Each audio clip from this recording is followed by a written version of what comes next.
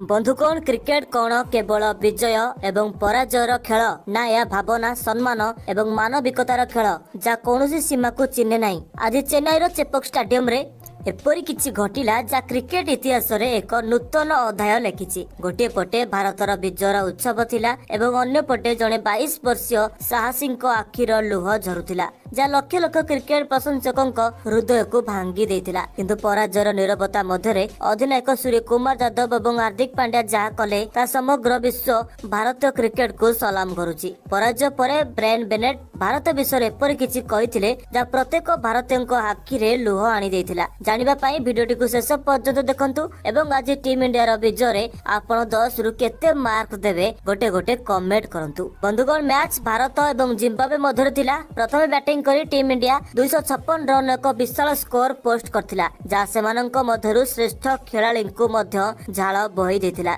समस्ते भाबिथिले जे जसप्रीत बुमराह अग्निमय यर्कर एवं अर्शदीप सिंह स्विंग आगरे जिम्बाब्वे दल तास पैक परी भांगी पड़िबो। किंतु भाग्य सेही मोड़ नेउथिबा चेपक पिच रे जणे नूतन नायकों को बाछिथिला ब्रायन बेनेट। गोटे पार्श्वर विकेट पड़िथिला एवं भारतीय बोलर माने प्राधान्य विस्तार करुथिले किंतु बेनेट पत्थर परी दृढ़ भावरे ठिया होइथिले। से मात्र 59 बॉल ले 97 रन एक झड़ एवं साहसिक इनिंग्स खेलिथिले जहाँ क्षणिक पाई भारतीय शिविर रे भयंकर परिस्थिति सृष्टि करथिला। बेनेट तांको दल को विजयर द्वारदेश रे पहुंचाइथिले किंतु दुखर विषय अभिज्ञता एवं चाप अभाव जिम्बाब्वे 72 रन ने मैच को हारीगला। शेष बॉल हेबा मात्रे पड़ियार दृश्य बदली गला। 97 रन ने अपराजित रहिबा सत्वे बेनेट तांको दल को विजय आड़क नहीं न पारिबार दुख सह्य करि पारले नाही। से पिच मझिरे आंठू माड़ी बसी पिला परी कांदी पकाइले। से तांकर अपूर्ण शतक एवं तांको कठिन परिश्रम पई अनुताप करुथिले जा तांको दल को विजय आनी पार नथिला। तापरे पड़ियारे क्रिकेटर आत्मा भावरे जणाशुणा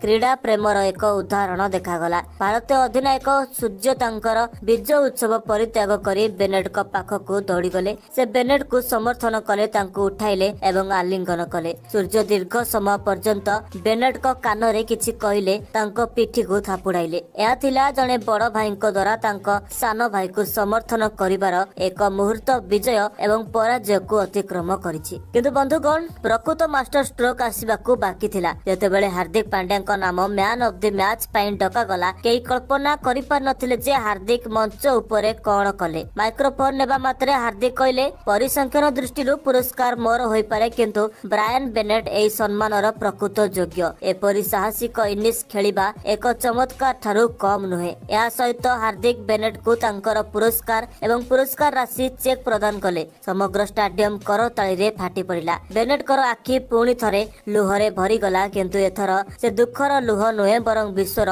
सबुठारु बड़ दलर सुपरस्टार को ठारू पाइथिबा सम्मान थिला। पुरस्कार पाइबा परे बेनेट जा कहिथिले ता प्रत्येक भारतीय को गर्वित करथिला। पराजय परे मु मर्माहत होई गली किंतु आज भारत दल मते जे प्रेम देइछि ता मो हृदय जीति नेछि। आज मु बुझी पारुछि जे भारत काहेकि महान। सेमाने केवल क्रिकेट कौशल नुहे बरं मानविकतार मूल्यबोध शिखांती। से आगको कहले जेतेबेले सूर्य मते आलिंगन कले मते लागिला जे मोर निकट रे केही मोर जत्न नेउछंती। हार्दिक पांड्या को दानशीलता शब्द बाहरे मु पुरस्कार जिम्बाब्वेर पिला मानकु उत्सर्ग करूछि जे माने छिंडा जोता पिंदी क्रिकेटर हेबाकू स्वप्न देखंती। मु प्रार्थना करूछि जे भारत ए विश्व कप को जितिबो कारण से माने प्रकृत रे एहार योग्य। बंधुगण बेनेट कर 97 रन इनिंग्स हुए तो मैच जीति न थाई पारे किंतु से एवं टीम इंडिया लक्ष लक्ष हृदय जितछंती। पराजित व्यक्ति को मध्य एते सम्मान देखाइबा भारतीय संस्कृतिर प्रकृत परिचय। आपण कोन भाबुछन जे हार्दिक पांड्या बेनेट को तांको पुरस्कार प्रदान करिबा